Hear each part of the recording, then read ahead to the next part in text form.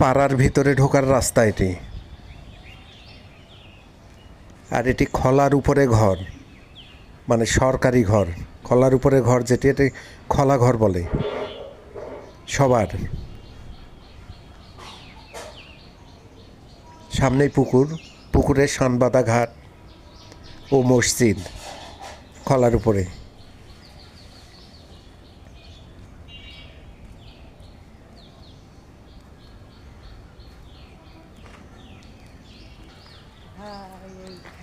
এই পুকুরেই সাঁতার শেখা। গরমকালে দিনে দুবারও গোসল করার রেকর্ড আছে, সাথে মায়ের ঝাড়ি তো অবশ্যই। আগে তো পুকুর লিজ দেওয়া হতো না, পানি ছিল পরিষ্কার টলটলে, কিন্তু এখন আর সেরকম উপযোগী নাই।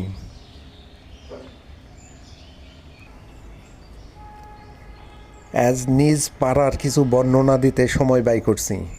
এটি নওগাঁ মোহনপুর তরফদারপাড়া। মসজিদ খুব আদরের মসজিদ, যদিও সব মসজিদই আদরের, তারপরও যার যার তার তার বলে একটা কথাই থাকে।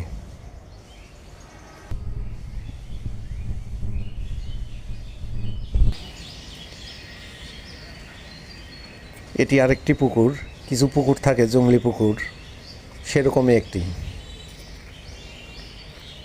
এই যে বাঁশবাগান, বাঁশবাগানটা অনেক পরিষ্কার ছিল এক সময়।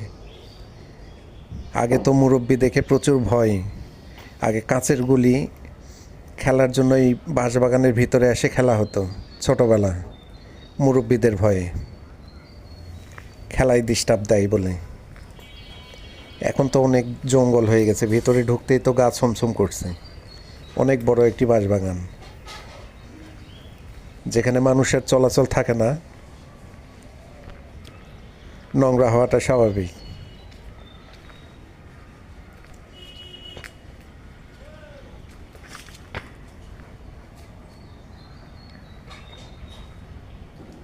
অনেক বড় বড় সাপ দেখা যায় এর ভিতরে।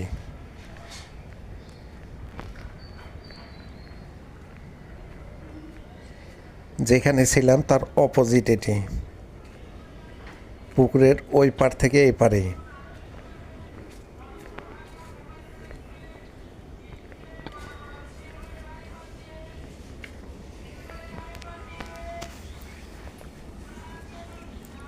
ওই পারে ছিলাম শানবাঁধা ঘাট।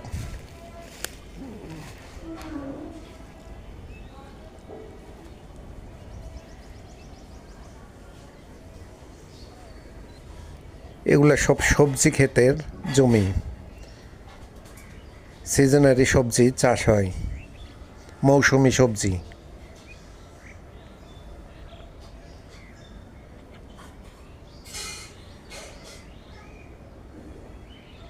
এর ভিতর থেকে বের হয়ে আসলাম।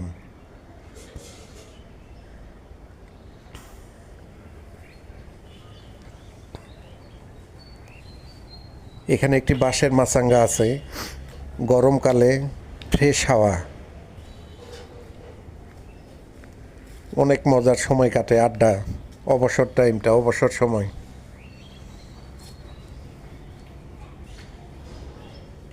এক সময় বেকার থাকতে সকল বন্ধু যখন পর হয়ে যেতে লাগলো, ততই আপন হতে শুরু করলো এই বাগানটি।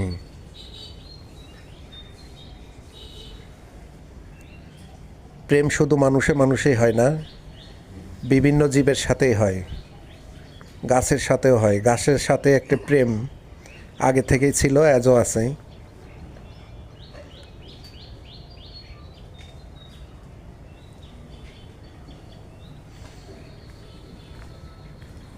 অনেক বড় বড় গাছ ছিল, যেগুলা কেটে আবার নতুন করে লাগিয়ে এখন এই অবস্থা। বের হয়ে যাওয়ার পথ এটি।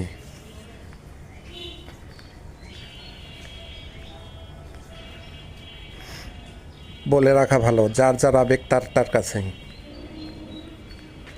তবুও যারা ভালোবেসে সাথে ছিলেন, অসংখ্য ধন্যবাদ। সামনে আবার রাস্তায় উঠে যাচ্ছি। সবুজের অরণ্য, গ্রামের মায়া সবার অন্তরেই থাকে, এটি স্বাভাবিক। বিভিন্ন কাজে কামে শহরে, এটিও স্বাভাবিক।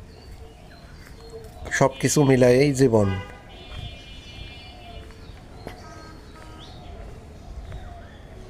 সব কিছু আছে বলেই ভালো মন্দ বোঝা যায়। শুধু ভালো থাকলে ভালো লাগতো না, শুধু খারাপ থাকলেও খারাপ লাগতো না। পার্থক্যটা বোঝা যায় ভালো মন্দ মিশায়। উঠে আসলাম আবার রাস্তায়।